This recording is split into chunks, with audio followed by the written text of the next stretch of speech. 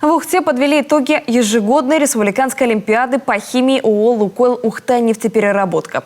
В этом году она состоялась в 5-й раз и собрала 67 участников из 15 населенных пунктов Коми.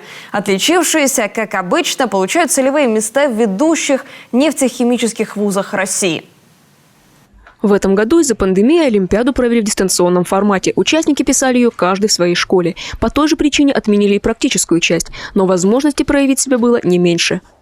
Вопросов было в этот раз много. И шло от простого к сложному. Довольно-таки приличное количество детей набрали довольно-таки высокий балл.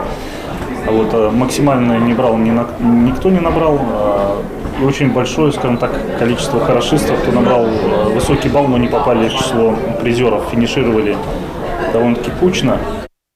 Как обычно, были дополнительные задания, которые ежегодно лично проверяет сам генеральный директор предприятия. Их успешное выполнение дает шанс тем, кто не занял призовые места. В этом году таких ребят 12. Со всеми позже проведут дополнительные тестирования и тоже обеспечат поддержку предприятия в дальнейшем профессиональном образовании. А вот призерам она уже гарантирована. В этом году 2/3 места взяли ученицы Ухтинского технического лицея и школы номер 2 из Инты.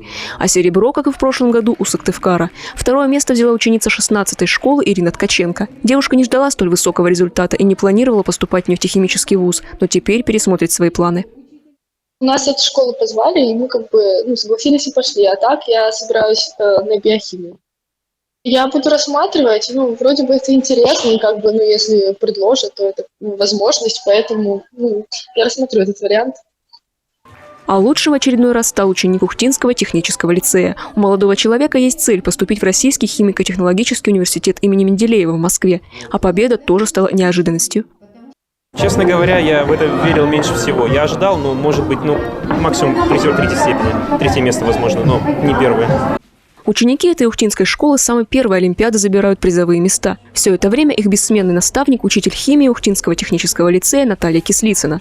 Один из секретов успеха – кружок химиков при школе. Именно там ребята углубленно и серьезно изучают этот предмет, ставят сложные опыты и проявляют крайнюю заинтересованность в химии. Ребята сами придумывают опыты, ставят опыты, проводят исследования. То есть они свободны, полностью свободны, они учатся и исследовательской работе, они учатся практике, они учатся работать руками. И очень здорово нам помогает это при выполнении, например, практических заданий на республиканском этапе Олимпиады. Мы лучшие. Какие вузы для поступления предложат призерам и победителю, пока неизвестно. Но для всех ребят этот высокий результат стал дополнительным подтверждением того, что они на верном пути. И, конечно, дополнительной углубленной подготовкой к единому госэкзамену, который планирует сдавать каждый из них. Виктория Науменко, Павел Лагутин, телеканал Юрган, Ухта.